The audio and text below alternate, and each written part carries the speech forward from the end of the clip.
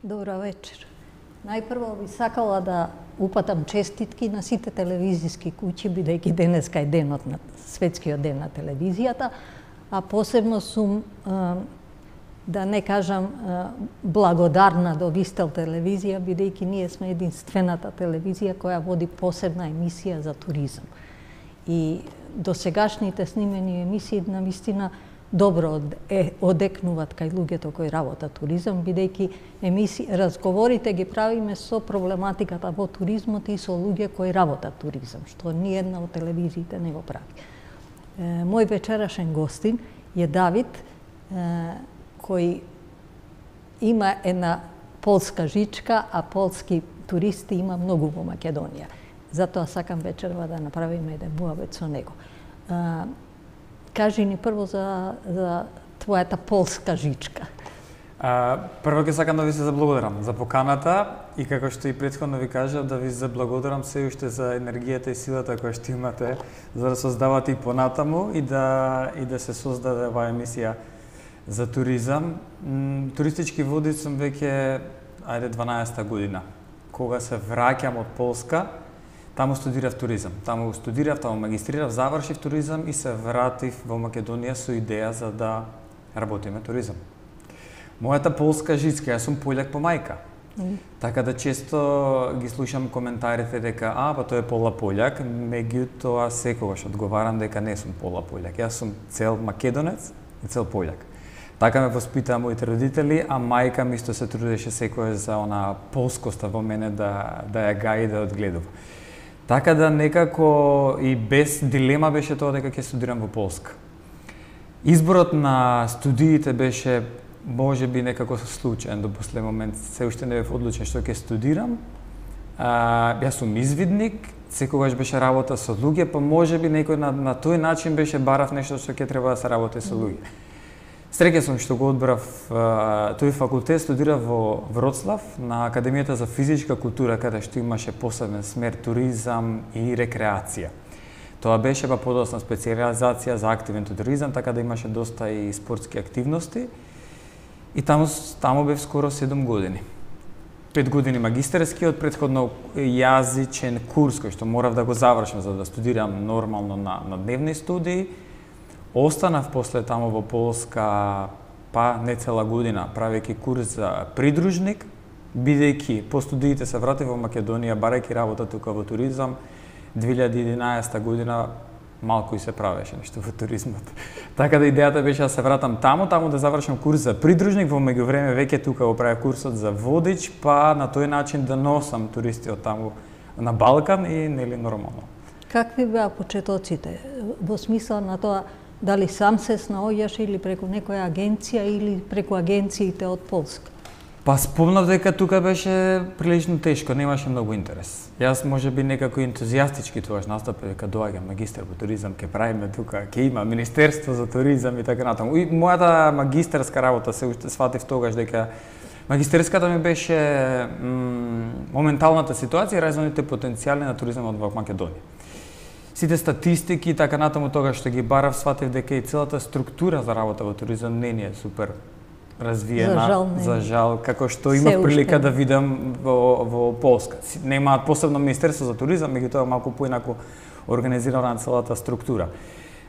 Немаше нешто многу голем интерес тука за incoming туризмот во Македонија, па и дури во нашите агенции. Настапив тогаш тука во неколку агенции, имаше слуг во една агенција, пробавме да направиме нешто на сајмите во туризам во Полска, уште дека бев, како представник на тукашен туроператор, меѓутоа интересот не беше тој. Решив поинаку да се јавувам директно кај полските агенции, што веќе имаат програми понуда за Балкан, чисто да им се појави некоја идеја, желба за може да се понуди Македонија.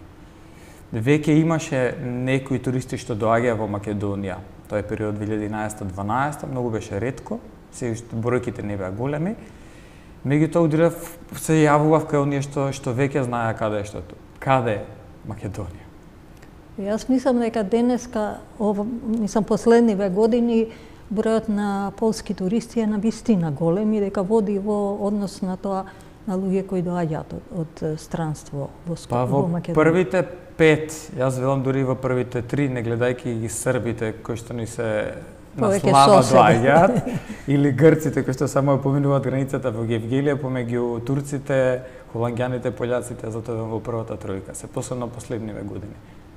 Кажи ми за нивните впечатоци, предпоставувам дека првпат доаѓаат во Скопје. Повеќето од нив и како го доживуваат Скопје и со какви предзнаења доаѓаат во Скопје. Повеќето доаѓаат првпат и повеќето доаѓаат воопшто без идеја што е тоа Македонија. Не знаат, многу ретко кој знае. Мене ми беше дури интересно што студирав туризам. Имав колеги со кои што студирав туризам, бев за препастен со нивното знаење и географија на Европа. Имаше често коментари, чека, кој е војводство, од кој дел на Полска си ти ако си од Македонија? Тоа беше некои такви прашања. Не случајно те прашувам, значи нашата локација на државата е многу малце препознатлива кај луѓето од странство. Токму заради тоа и те прашам тоа. Затоа велам, дури меѓу моите колеги студираме туризам, географски не знае каде е Македонија. Така да повеќето туристи кои што доаѓаат немаат некои предзнаења, немаат ни предрасуди од друга страна, што може би е добро, така да доаѓаат бланко и останува на тоа тука што ќе им се сервира. Претежно се балкански тури, така да Македонија е дел од низата само која што поминува тука и главно остануваат 2 до 3 дена. Така да прво е најчесто Скопје, бидејќи автобуски тури кои што доаѓаат од север, влегуваат од Србија тука, прво е Скопје, потоа Охрид. Она што најчесто го има, па зависно понатаму од програмите, од понудите кои што се ширеше низ текот на годините и понудата за Македонија. Кои се нивните впечатоци и доживувања на она што дошле во непознато, го виделе и каква е желбата да повторно дојдат, да речеме? Така. Еден од првите пречекувања Македонија, им кажам, добро дојдовте во земјата на сонцето и се надевам дека вашиот коментар ќе биде често како на оние претходно и дека ќе сакате да се вратите во Македонија. Веќе затоа велам еднаш кој бил, често и се враќа во Македонија.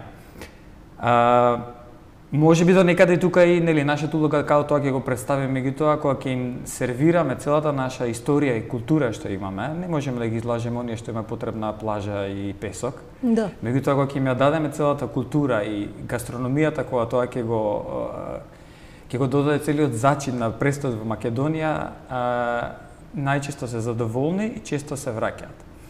Охридското езеро, Охридското крајбрежје, тоа е првото нешто што ги фасцинира и не им се верува дека постои такво езеро и дека на такво место доаѓаат. Претходно никогаш не ни чуле за нешто тако, иако имаат свое море, посебно пољаците, меѓутоа е ладно. Кујната македонска, храната македонска и нашата гостопримливост. Тоа се трите главни причини зашто се враќаат. Ево некаде, ја често се смеам и научно докажани се тоа, бидејќи во мојата магистарска тоа беше наведено како причини зашто се враќаат. Испитував тогаш група на луѓе кои што веќе биле во Македонија. Природата, планините, кои што за жал во туризмот не се многу вклучени, меѓутоа посебно пољаците има голем интерес исто за планините. Па јас работам туризам од своја 18-та година, имам 72, мислам дека ние немаме желба или немаме доволно капацитет да можеме да си продадеме земјата. Јас лично сметам дека Македонија може да живее од туризам. За жал немаме правилни патишта по кои тоа треба да се развива. Едноставно тоа се развива само од себе, на снаодливи луѓе како тебе и многу други што ги познавам, едноставно пробуваме и веруваме во тоа дека Македонија може да живее од туризам. Така, тоа ми беше идејата. Често бе прашував зошто се врати. Беше во Европа, Европска унија, Полска, тогаш посебно има огромен развој и така натаму. Меѓутоа ми беше идејата дека да, Македонија има потенцијал, верувам и сакам тоа да го работам. Имав среќа да дојдам до таков пазар или да знам да познам полски јазик, така да се повеќе има пољаци. Се повеќе има, моето искуство исто е со Кратово, многу често одам таму кај Стефче од Етно куќа, кој на некој начин успеа да го заживее Кратово покрај својата работа. И имам луѓе кои и често пати можности да видам и полски туристи таму, меѓу нив е и Јустина, која мислам дека води страница за Македонија во Полска. Така, со истина имавме прилика да се запознаеме, она беше еден период тука во Македонија, некоја студентска размена, ако не се лажам. Фасцинирана од Македонија, дури водеше и своја страница, свој блог на некој начин.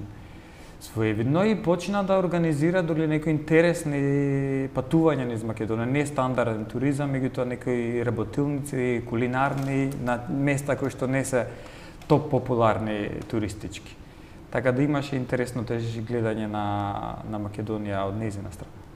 Па мислам дека ние исто недоволно гастрономијата ја користиме како туристичка можност. Нема место кое нема свој специјалитет кој едноставно треба да се проба. Јас многу често кажувам, турите низ Македонија се сведуваат на компири, на помфрити, на плескавица или кебапчиња и тоа се сведува секаде на тоа без да се покаже традиционалната храна во местото кај што се престои. Мислам дека се поважен дел во туризмот станува и самата гастрономија. Тоа е дел од запознавање на културата, а патуваме за да запознаеме друга култура. Тоа е богатството по патувањето кое што го носиме со себе. Кујната е голем дел од локалната култура, можеме да запознаеме. Во разговорот пред ова те прашав дали си ги носел на Битпазар на симит погача која е скопски специјалитет. Ми одговори дека не. Пољаците многу малку конзумираат леп. Јас сум од полско семејство, така да така и кај нас дома се јадеше. Ви спомнав дека имав прилика да однесам хрватски туристи. Да. Ме зачудија со прашањето, а што е тоа у Скопје? Вика, кој имате ви бурек со крухом? Не можев да разберам за каков бурек ми зборуваат. Подоцна дознав дека е леп, не можев да разберам прво хрватски. Каков бурек со леп, за да стигнеме до тоа да ги однесам точно на Битпазар до земјоделската аптека на еден од најдобрите симити. Тоа е специфичноста на државата и на луѓето кои живеат, на некој начин е нешто што е доживување кое нема на друго место да го доживеат.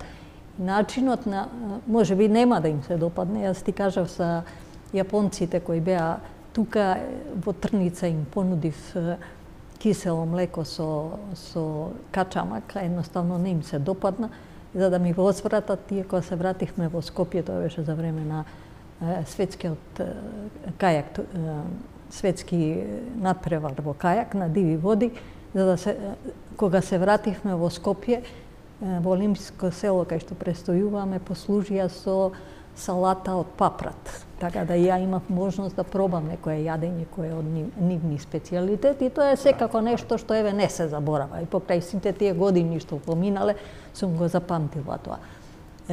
Кажи ми, колку е желбата да сам успееш во тоа? Ја те ценам многу по тоа што навистина си вложил многу во своето работење и во својот начин на презентирање и во доведување на крајот на туристи кој не е за занемарување од Полска и да тие денеска бидат доминантни е нешто што си го пробал од сам почеток. Може би првите неуспешни можности биле и да престанеш со тоа или едноставно се бавиш со нешто друго, ама ти си бил упорен и си успеал до ден денеска да од тоа направиш добар начин да Македонија ја презентира. Главната желба која што ме водеше беше тоа дека Македонија вреди да се покаже. Пољаците се мои сонародници и често и тоа го велам. Добре дојдовте кај мене во Скопје, во моето родно Скопје, драги мои сограѓани, значи мои сожители, како би се рекло на македонски. Драго ми е што имам прилика да ве покажам мојата Македонија. И тука е првиот импулс кој што до некаде ја добивам нивната симпатија. Јас сум тука, локален, меѓутоа не сум за нив странец, и тука е таа врска кој што едноставно и тоа ми дава сила и можност и желба за работа за тоа понатаму. Уште на самиот почеток беа коментарите беа позитивни, беа изненадени, прилично би изненадени. И тоа само ми даваше мотив за понатаму и понатаму да се нуди Македонија, да се бараат нови идеи, нови места, нови луѓе, нова храна која да се понуди за да се прошири понудата. Ти ми кажа дека низ разговорот што го имавме пред ова, дека има место кое се вика Македонија во Полска. Да, има. Треба да побараме поточно, не се сеќавам точно во кое војводство беше, меѓутоа има. Јас барем во Вроцлав имам неколку слики на улица македонска. Така да Тие се на некој начин идни туристи кои може би треба да ја видат државата чие име го носат. Мада тоа најчесто е по Библијата. Јас мислам дека би било интересно да се поврзе и на некој начин да се понуди да ја дознаат државата по кое име то го носат. Начинот на туризмот, начинот на она што ние го презентираме, тебе не ти е работно место кое ти овозможува кој ќе дојдеш во пензија да имаш пензија од тоа. Да, за жал и пред некоја емисија исто беше, нели, разговор со претседателот на асоциација на здруженија на водичи и придружници на Македонија. Се уште нас не е решен статусот работното место како туристички водичи. Јас мислам дека се најважни туристичките водичи, бидејќи тие ја пренесуваат приказната, тие го доближуваат на туристот тоа. Не разбирам и не можам да се помирам со тоа дека тој статус не е решен. Се уште за жал, иако тебе прилично последниве години прилично интензивно се јавуваме, се нагласуваме, протестите кои беа за ковидот покрај угостителите и ние се јавивме, се појавивме дека сме тука и дека имаме проблем, дека не е решено. Да не биде само бендисано, не сакам, а меѓутоа често се слушува дека да, ние сме амбасадорите. Ние сме првиот момент кој што го имаат воопшто запознавање на државата, првиот контакт. Ја пренесува државата со некои очи кои може би обичниот човек во Македонија не ги подразбира или не ги подразмислува дека еве се нешто што вреди да се каже. Да, тоа е привилегија, од друга страна и голема одговорност. Секако. Не само тоа, нерегулираниот статус води до една друга проблематика. Мислам дека има многу туристички водичи кои се на папир. Па да, не знам сега, некаде мислам дека стигнува и над 1000, може би бројката на лиценцирани туристички. 1500 дека има. Немам сега прилика да спорам за цела точно. Македонија. Така за цела Македонија. Активни, може би треба да се провериме колку сме. Оние што активно работиме во Скопје и се гледаме кои сме на терен. Колку знаме, но 10 на 15, не повеќе. Се гледаме кои сме на терен, барем во Скопје. Тука е барем Скопје лесно да се посети, да се види и блиско е се во центар. Кажи ми каква е турата на туристите? Што разгледуваат или што им покажувате во Скопје? Во Скопје, па да речеме некоја си стандардна тура. Јас сакам да почнувам горе на Калето, бидејќи имам панорама на градот, можам тука да го направам целиот вовет историски и потоа хронолошки исто се движам низ градот. Да. Се симнуваме во Чаршија, Камениот мост и Скопје 2014. Го покажуваме до старата железничка, нели? Улица Македонија. Отприлика она е таа стандардна тура која што се покажува на гости кои што прв пат доаѓаат во Скопје и онај да речеме масовен туризам кој што за наши размери, бидејќи работам главно со автобуски тури. 40-50 Музеот на Мајка Тереза го посетува. Музеот на Мајка Тереза секако, да. Мислам дека тоа е еден од најпосетените во Скопје. Да. Тој го имаме на секоја тура за богомислими да речеме Доживувањето на сите тие што доаѓаат во музеот, сум имала можност да видам дека едноставно многу малци знаат дека е таа Скопјанка, дека на некој начин. Па ретко кој знае. А од друга страна, искрено, ретко и од нас кој знаеш? Дефинитивно да. Има еден друг проблем кој со мојот иден гостин, идниот втори ке го разработиме, тоа е музеот или спомен куќата на мајката на Есма Реджепова, која е личност која е позната во целиот свет. За жал, после нејзината смрт се случи тоа да таа куќа едноставно биде разграбена и да наместо еден музеј во кој луѓето ќе доаѓаат и ќе се пренесува таа приказна, таа сега збори празна. Осетот за она што го имаме, пак ќе кажам, и она што вреди, ние не знаеме доволно практично да го покажеме. Мене ми е, моето искуство кажува, кога почнав да работам туризам, првично како земја која живее од туризма, беше посета на Шпанија и бев зачудена колку од ништо прават приказна. Дури и препознаваш дека приказната е лажна, меѓутоа ти плегуваш во тоа. канал и едноставно тоа иде. Ние имаме на секое место нешто што е вистинско, не знаеме да го искористиме за да можеме да го обработиме. Најсвеж пример од вчера беше мечот со Англија, фудбал. Не знам колку го искористивме тој момент, на тој број на туристи кои што ни дојдоа, колку Скопје успеа и Македонија да го искористи тој момент. Ако ништо друго во поглед на сувенири, спортски сувенири кои што ќе може од тука да ги зема. Дефинитивно. Јас имам исто едно искуство на гостување на фудбалери од Англија, на кој имаше една брошура во која они беа, кога доаѓаа на вака ограничени и препорачливо да бидат околу трговскиот центар и да тука идат до стадионот, едноставно не им беше ни во таа препорака препорачано било што да видат. Едноставно седеа по кафани и тоа им беше деното, што сметам дека е многу погрешно и тоа е точно тоа, неорганизираност и незнаење да го искористиме тој момент за да ја пренесеме приказната за Македонија. Има многу примери во светот кои што од едно мало село се прави голема туристичка атракција со план, со идеја, со структура на функционирање. Дефинитивно. За жал, јас општо сметам дека македонците малку си ја знаат Македонија. Тоа да. За да може да ја засакаат. Тоа да. И за да може да ја презентираат тогаш па туризмот да биде алатка и за заработка тогаш во сето тоа. Јас се враќам во момент кога 2012 тука кога археологијата беше во огромен подан. Ја велам тоа беше рекорд во светски размери, над 200 активни археолошки ископувања во Македонија на толку мала територија.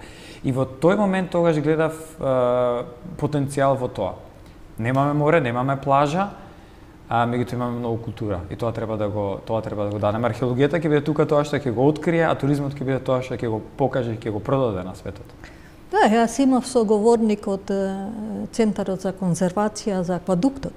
Приказна која наистина е жална. Да. Со години никако да се успее да се реставрира еден од трите аквадукти на балканскиот простор. Брзо, пред нецел месец имав индивидуални гости да го видиме аквадуктот. Викам, ќе ве однесам, само да ви нагласам каде ќе одиме, како ќе одиме, да не се исплашите претходно.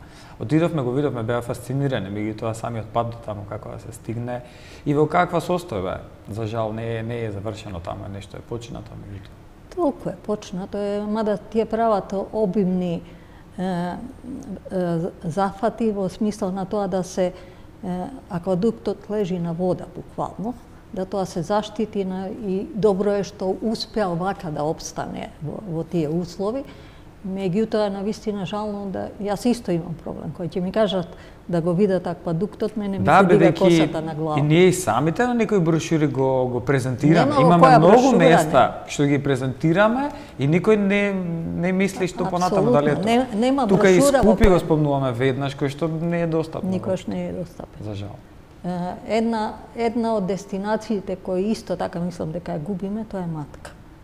Матка е кањон кој е од тропски период и неговата најголема вредност се тие тропски флора и фауна. Тоа се сведе на некое место на шетање со чамец до пештерата и толку, ништо повеќе од тоа. Немаме друга идеја што може да се направи, а и тоа што е за жал организацијски е многу слабо. Управител нема.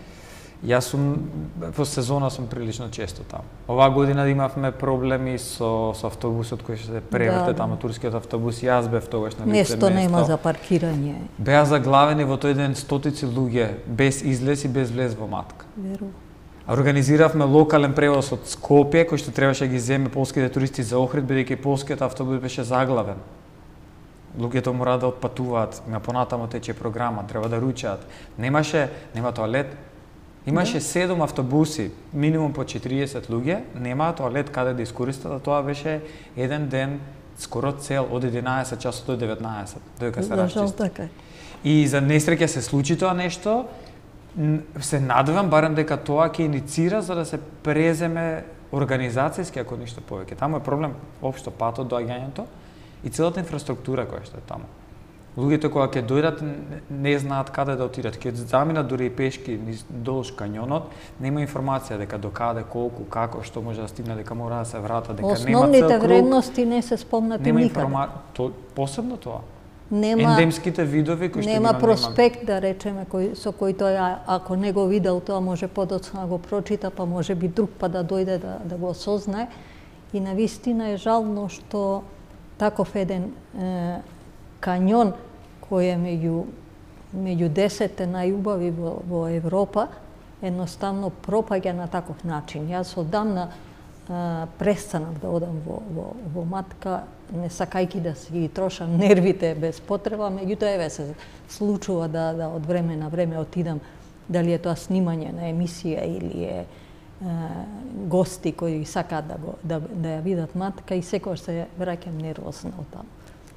Станува се популарно и се поголем проблем е таму да се стигне, посебно за викендите, невозможно автобуски таму да дојдеме. Самата линија 60 веќе е прекината, црквата Свети Андрија за жал е недостапна. Скопје го кажувам секогаш како мала Скопска Света Гора. Ги раскажувам, ги покажувам каде биле претходно црквите, каде и Свети Никола можеме да ја погледнеме кога стоиме тука. Еве Свети Андрија до нас и не можеме да ја видиме. За жал, мислам дека го губиме потенцијалот на тоа што имаме да го покажеме, а не можеме да. Исто е и со Пантелеймон, да речеме, со црквата која е навистина фасцинантна, која едноставно е заобиколена, бидејќи вие само да отидете за црквата да ја видите и да се вратите, губите цел ден. Да, тамо за жал замрле на македонско село. И тоа може би било полесно така, ми се надам дека така беше идејата тогаш, да се воведе Пантелеймон со место каде што ќе може да се престојува, нели, барем за ручека, за кафе, за ништо друго. Дефинитивно. И да се врзе цел како пакет тогаш.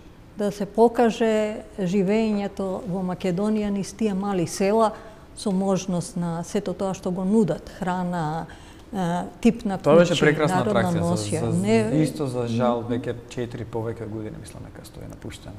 За жал мислам и дека веќе почнува да пропаѓа, тоа е нешто што 4 зими тие кровови стојат празни.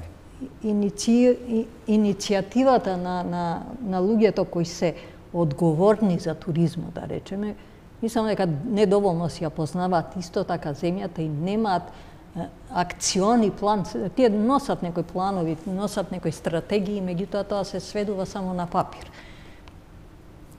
Не е доволно направено ништо за да, почнувајќи од тоа дека регулирањето на туристичкиот водич по мене е многу значајна работа, не е завршена за цел овој период од кога постои Македонија како држава, едноставно не најдоа начин да ги регулираат работите, да агенциите кои ги има, јас мислам преку 150 исто во Скопје, едноставно многу мал број се занимаваат со презентирање и продавање на Македонија. Да, тоа беше проблемот со кој што се соочив тука кога дојде. Се уште е така.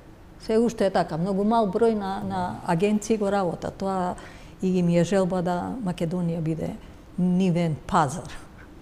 Кажи ми, кое е твое искуство со саемите? Дали саеми во Полска има доволно?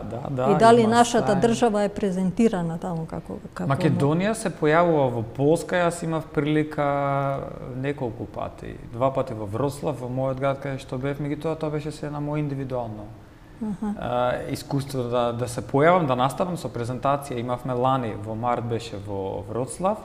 Едниот ден бев јас, кој што сам се, индивидуално се презентирав таму, наредниот ден беше нашиот економски промотор. Имаше исто презентација за Македонија, така да беше некако таму дури се сретнав со информацијата дека ќе биде, па имавме некоја соработка, иако претходно не имав информација дека ќе биде. Полска има потенцијал, така да мислам дека тој пазар се размислува се повеќе на него и вреди да се посветиме. Скоро 40 милиони е Полска, а Македонија станува се поинтересна. Имаш ли груба бројка на пољаци кои доаѓаат во Македонија? Нешто на брзина денеска што погледнав ме интересираше, јас не сум многу по статистиките, за оваа година некаде 24.000 пољаци. Тоа не е мала бројка и тоа не е...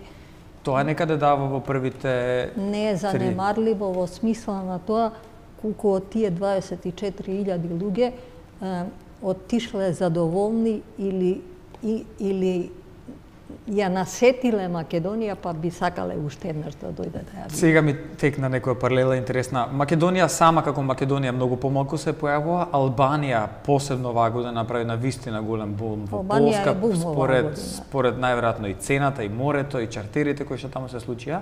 Меѓутоа коментарот кој што го добив, бевме во Албанија, ма не би се вратиле, а во Македонија сакаме да дојдеме и повеќе да запознаеме. Најпродавана екскурзија, факултативна екскурзија во Албанија оваа година беше Охридско езеро. И Охрид. И се појавува во нивните. И се појавува во нивните, така. Они го продаваат како свое, бидејќи, нели? Секако. Тука границата е тука. Секако. Најпродавана екскурзија во Албанија, најпопуларна беше Охрид. Кажи ми дали се покајал некогаш што си почнал да работиш туризам и што низ вакви можности на тоа дека тоа може да биде бизнис кој треба да овозможи да повеќе луѓе се запослат, едноставно наоѓаш само на проблеми или само твојата желба да тоа го направиш без разлика што не е добро онака како очекуваш, се далеко уште тоа си дека сме добри, никогаш не сум се покајал, а најголема награда ми е аплаузот на крај кој што ќе го добијам од туристите и кои што се навистина искрено задоволни. Често добивам коментари за општо за целата презентација, меѓутоа и она што ме радува е за убавините на Македонија. И дека се воодушевени, и дека се враќаат, и ти благодарам што ни ги отвори очите, што ни ја покажа Македонија. Тоа е мотивот што понатаму ме води. Оваа година имав прилика од колега мој водич, па некаде и на ваша возраст, кој што го води Краков, еден од европските градови, туристички водич со години, кој што дојде лично на крај честитки Давид за она што ни го направи, што ни го презентира, за она што ни ги отвори очите, вика долги години и во Грција, одам веќе денеска имав вика прилика малку и од другата страна да погледнам историјата. Што се случува? Како се случува? Никогаш не сум чула во наградувањата кои секоја година се за туризмот, да некој туристички водич добил награда за презентирање на Македонија или заслуги за Македонија, нити пак некогаш имало можност да не е проблемот во наградата, проблемот е во категоризацијата на сето тоа и да се даде на некој начин потик на млади луѓе кои завршуваат факултети, дека иднината во туризмот е на начинот кој на некој начин го правиш ти без разлика што у почеток нема да успееш, треба да имаш добра волја да тоа го направиш и дека годините ќе си го направат тоа. Го кажувам тоа и од свое лично искуство. Не знам каде е проблемот. Може би се уште не се гледа потенцијалот од економски аспект за државата, кој што може да го има туризмот и влијанието. За да може економскиот дел не е само во тоа што ти ќе ги водиш. Тој ќе купи сувенир, ќе седне, ќе руча некаде, ќе престојува некаде.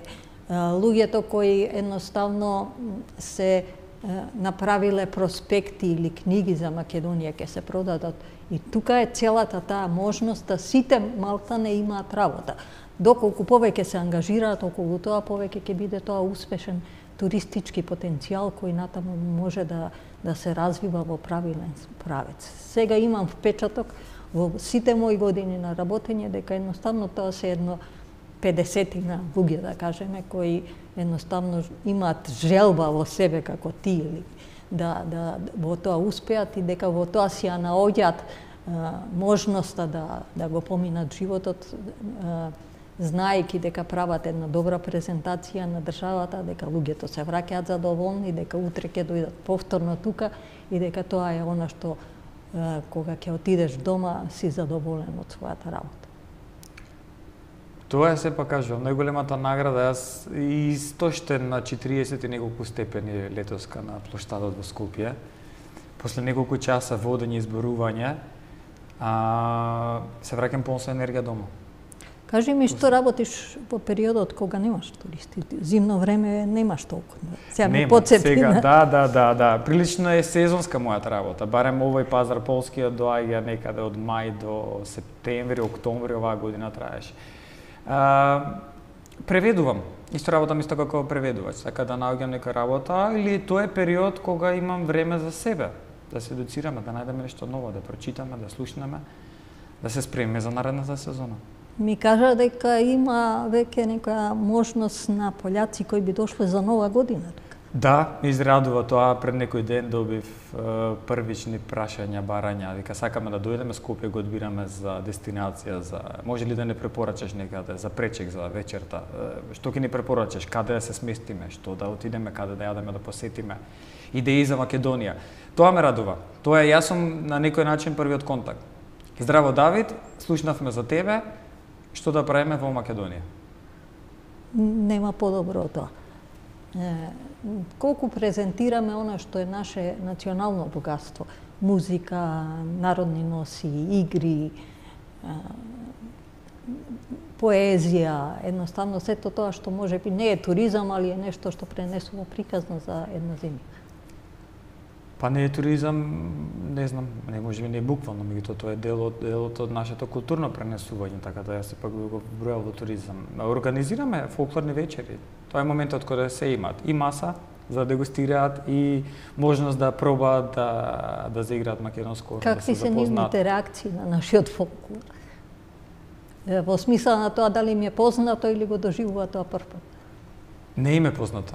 Прилично, значи претежно не им е познато. Посебно има една поговорка која вели кога ќе доеш во Македонија немој ни да пееш, ни да свириш, ни да играш, бидејќи ќе бидеш и надпеан, и надигран, и надсвирен. Така. Затоа те прашувам. Јас и додека бев во Полска имав прилика таму да настапувам Балкан, акустик бенд со балканска, да речеме, музика, со бугари и грци во најголем настан што го организиравме беше православната Нова година, Стара Нова година. Пољаците ја сакаат балканската музика. Они велат балканската, каде бројувам затоа е македонската и посебно нели.